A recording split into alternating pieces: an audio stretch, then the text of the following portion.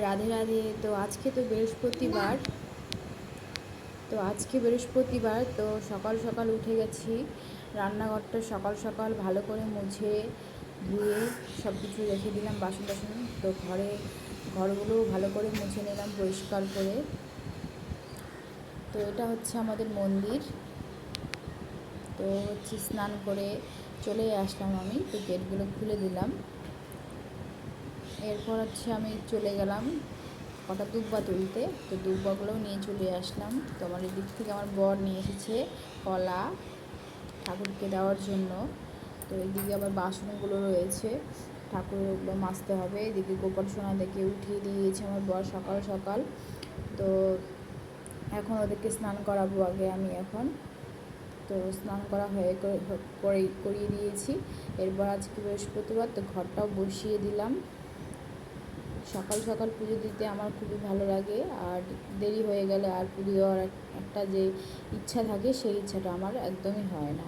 তো সকাল সকাল পুজো দিলে আমার মনটা আর কি খুব ভালো হয়ে যায়। তো সকাল সকাল পুজো হয়ে গেল আমার কমপ্লিট। এরপর চলে আসলাম আমি রান্নাঘরে। তো রান্নাঘরে এসে আগে আমি আলু কেটে নিলাম। আলু কেটে আলু ভাজাও করলাম। করার পর মানে হাজব্যান্ডের জন্য রুটি প্রতিদিন করতে হয় আমার, তো ওর জন্য রুটি বানালাম। 3টা রুটি করলাম ওর জন্য।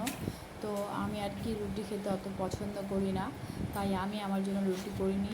তো সকালে আমার ছেলেকে দিয়ে দিয়েছিলাম টিফিনে ম্যাগি। তো ওটা খেয়ে ওর পেট ভরে যাবে। এদিকে আবার তার রুটি হয়ে গেলে আর কি ভাতটা বসিয়ে দিব, স্কুল থেকে এসে ওকে ভাত দিয়ে দিব। তো ওর জন্য আমার বরের জন্য রুটি হয়ে যাচ্ছে। এটাই ছিল 3 নম্বর রুটি। তো যাই হোক, তারপর আমার টিফিনটা রেডি করে আমি রেখে দিলাম। এরপর আমার জন্য নিজের জন্য চা বানালাম। তো আমি ব্রেড এনেছিলাম। তো ব্রেডগুলো এমনি খেলে আমার পেটে ব্যথা হয়, তো একটু হালকা করে তাওয়ার মধ্যে হালকা করে কড়া কড়া করে ভেজে নিচ্ছি, যাতে ভালো লাগে আর কি চা দিয়ে খেতে, মচমচ হবে আর কি, ভালো লাগবে। তো ভালো করে উল্টা পাল্টা করে একটু ভালো করে শিখে নিচ্ছি। তো এই যে দেখো আমি এখন শিখে নিচ্ছি। তো হয়ে গেল আমার। তো এখানে আমি টেবিলে রেখে দিচ্ছি খাওয়ার জন্য আর কি। তার খেতে বসবো। তো দেখছি আমার ছেলে চলে আসলো। তো ছেলে আসলো, তো আমার বড় চলে আসলো টিফিন নিতে, সাইকেলে চলে আসলো। স্কুলে কিসের পার্টি রাখি দিছে স্কুলে? দেখি।